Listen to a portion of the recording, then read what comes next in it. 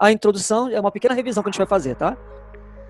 Para ver se agora a gente finaliza isso aí, entende um assunto que cai muito no Enem, vocês sabem disso, é elerodinâmica, por isso que eu estou repetindo, revisando várias vezes com vocês aí durante essa quarentena, tá bom? Então a gente vai primeiro a introdução, que a gente já viu, a corrente elétrica. Vocês lembram da forma da corrente elétrica, né? Espero que sim. O sentido da corrente elétrica, a intensidade dela, os tipos de corrente e os efeitos que essas correntes elétricas podem causar, tá ok? Então vamos lá.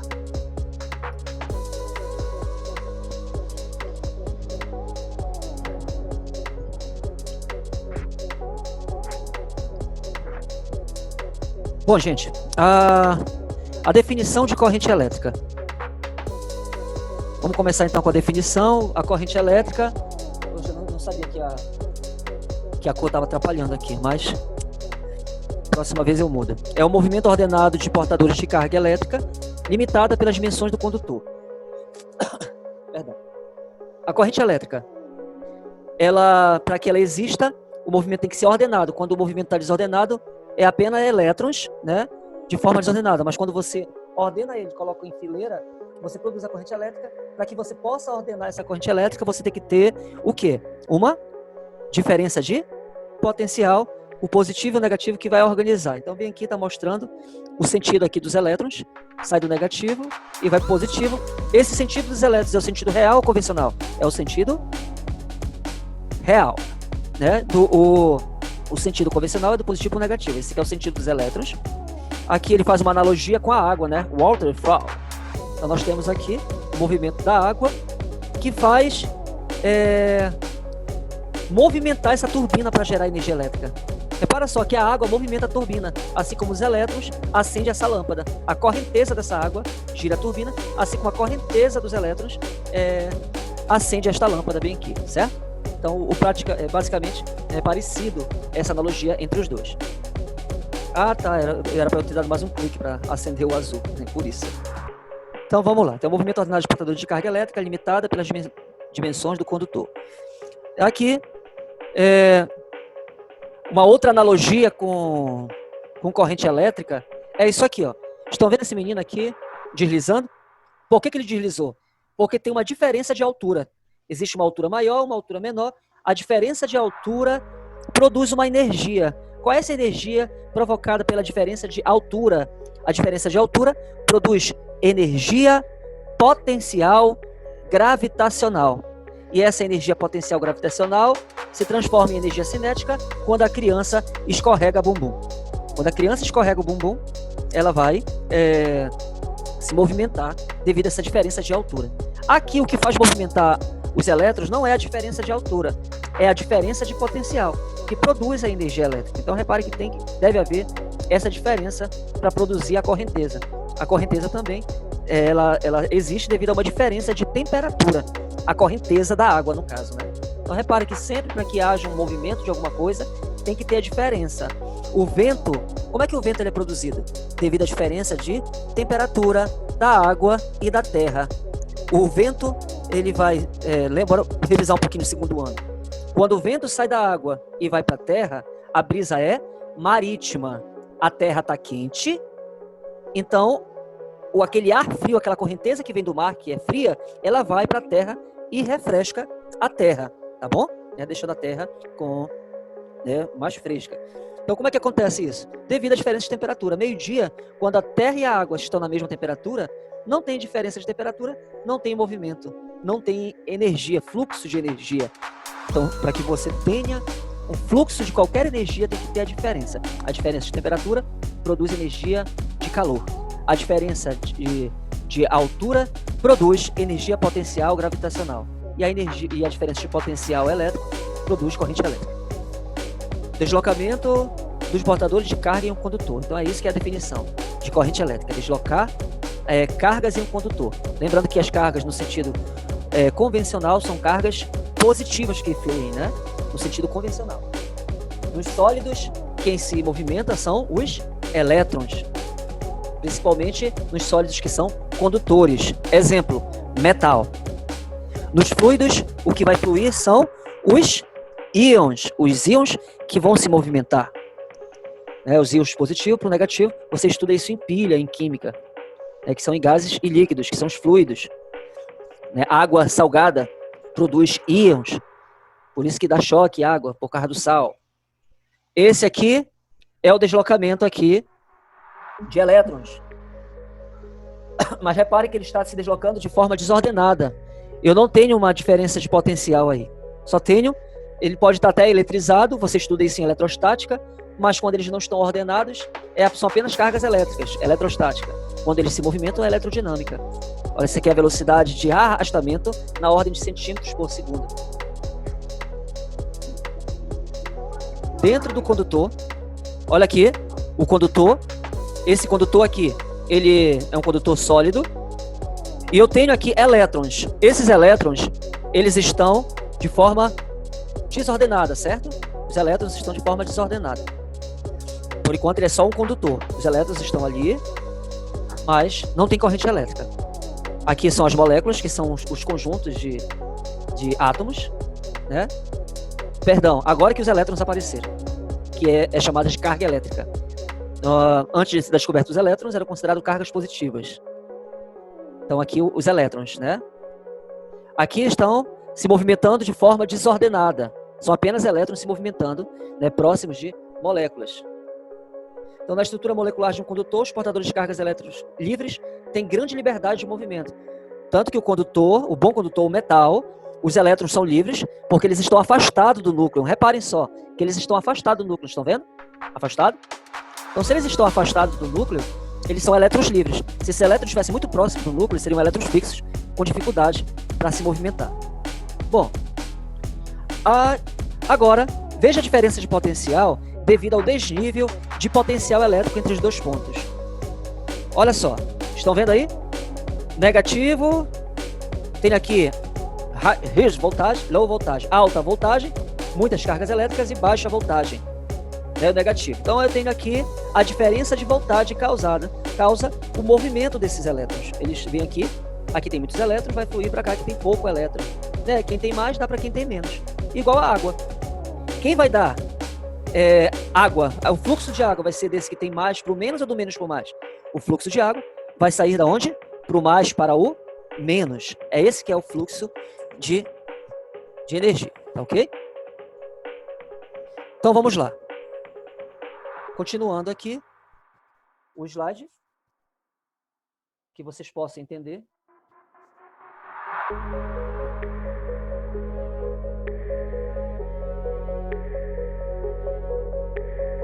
Então vamos lá.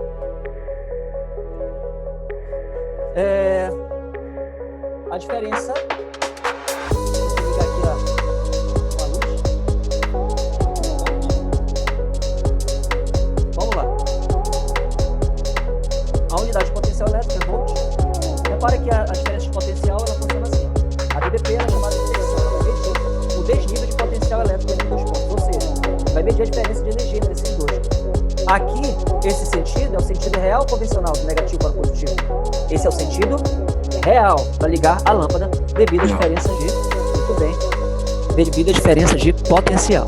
Muito bem. Vamos continuar. Então a voltagem aqui, quanto maior a voltagem, maior a diferença de energia.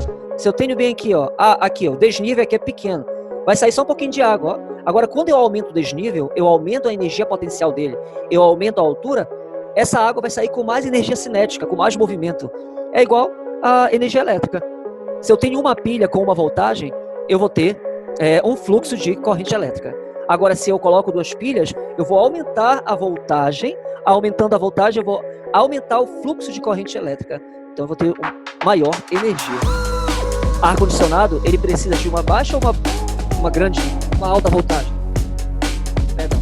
Ele precisa de uma alta voltagem. É como se ele precisasse de mais pilha. Então, por isso que ele funciona com 220 volts, né? Micro-ondas. Existem equipamentos que precisam de grande voltagem para poder funcionar, porque necessitam de grande fluxo de corrente elétrica. Fluxo de corrente elétrica é redundante. Se é corrente, tem fluxo, né? Fluxo de elétrons ou corrente elétrica. Então, a direção do movimento dos elétrons é da região de menor potencial para maior potencial. A direção do movimento dos elétrons. Bom, está aqui o multímetro, que ele é usado para medir os dados do circuito elétrico, ele mede aqui corrente elétrica, ele vai medir energia, ele mede voltagem, ele mede a corrente elétrica, amperagem, ele vai medir, né, as demais coisas que estão aqui. Deixa eu ver se eu consigo encontrar. Resistência. Ah, e a resistência. Resistência. Isso, que é dada em ohm, né? Então ele mede as grandezas da eletricidade, no caso. Obrigado. Aqui a corrente elétrica, o movimento ordenado, devido à ação de um campo elétrico estabelecido no interior de um condutor pela aplicação de diferença de potencial DDP entre dois pontos. Então tá aqui. Olha só esses elétrons aqui. Estão desordenados. A partir do momento que eu coloco uma bateria, ou seja, o positivo e o negativo, eu coloco uma diferença de potencial, automaticamente esses elétrons, eles passam a ter um movimento ordenado devido à diferença de potencial. Então olha só o movimento ordenado deles. Estão tendo um movimento ordenado. Então, isso é causado devido à diferença de potencial. Reparem que ele sai do negativo e vai para o positivo, o sentido real dos elétrons. Nesse caso aqui, é convencional, o sentido real, tá?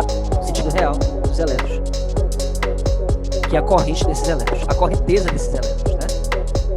E o sentido do vetor campo elétrico que você vai utilizar, repare o seguinte, o sentido do vetor campo elétrico é utilizado no sentido real ou no sentido convencional? O que você acha? Ele é utilizado no sentido convencional, que é o sentido negativo de cargas, que é movimentos de cargas positivas, né? Mas é o sentido do vetor campo elétrico. É isso, é o sentido dos elétrons, é o sentido real. Vamos lá aqui. Corrente elétrica real, ela nos sólidos ela é formada por deslocamento de elétrons. Então o sentido real é o contrário do vetor campo elétrico no interior do condutor, né? Está aqui o sentido do vetor campo elétrico e a corrente elétrica fluindo no sentido oposto, né, ao vetor campo elétrico. Ok? Isso aqui é a corrente elétrica real, tá? Como nós falamos. A corrente elétrica convencional, ele vai adotar formadas por partículas positivas. Então, o sentido da corrente é o mesmo do vetor campo elétrico. Então, quando a gente fala em convencional, o sentido da corrente elétrica vai mudar. Ele vai ter o mesmo sentido do vetor campo elétrico. A corrente elétrica passa a ter outro sentido, porque eu estou utilizando cargas positivas. Então, sai do positivo para o negativo. Por que isso? Por que, professor, muda o sentido da corrente elétrica de real para convencional? Porque não tinham descoberto os elétrons, achavam que a carga era positiva e foi convencionado do positivo para o negativo o sentido da corrente elétrica. Achavam que a corrente elétrica era feita de cargas positivas. Então, o estudo é feito com a corrente elétrica e o campo elétrico tendo o mesmo sentido. A intensidade da corrente elétrica, ela é medida ampere. Ela indica o fluxo de portadores de cargas, que são os elétrons, por unidade de tempo. Então, o que é a intensidade? A intensidade da corrente elétrica nada mais é do que a carga pelo tempo. É o I que é que tem. I que é que tem? A carga elétrica pelo tempo. Então, nós temos aqui 1 litro por segundo. Olha a água caindo aqui. 1 litro por segundo. É a mesma coisa. Essa aqui é a intensidade de água. Qual é a intensidade de água? É 1 litro a cada segundo. É essa a intensidade da correnteza dessa água, dessa torneira. Agora, qual é a intensidade de corrente elétrica dessa pilha? No caso, não é litros, né? A quantidade de elétrons não é dada em litros. A quantidade de elétrons ou de prótons é dado em coulomb, que é a quantidade de carga. Então, é 1 coulomb por segundo, que é a mesma coisa que 1 ampere. Tá bom? 1 litro por segundo, fazendo analogia, é uma quantidade de carga por segundo, que é 1 coulomb por segundo, que é a mesma coisa que 1 ampere. Bom, a quantidade de carga que atravessa determinada seção normal durante certo intervalo de tempo. Então tá aí, ó. Tá aqui os elétrons. Esse aqui é positivo ou negativo? Se eu utilizar como real, tá? Se for real, esse aqui vai ser positivo e esse é negativo. Olha aí.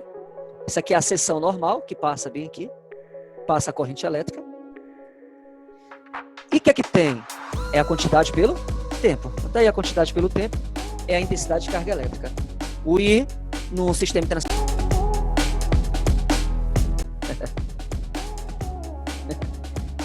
Então, a intensidade é ampere. Está aqui a foto de ampere, para você colocar no quadro, tá? E na sua parede. Foto de ampere. Esse aqui é o sentido real. Então, se é real, aqui é negativo e aqui é positivo. Sentido convencional é o oposto. Isso aqui já vimos, estamos apenas revisando, né, para a gente poder entrar em assunto novo. Está aqui a intensidade da corrente elétrica, é a razão da quantidade pelo tempo. Essa aqui é a seção normal, que corta, é uma seção imaginária, que forma um ângulo de 90 graus com o sentido da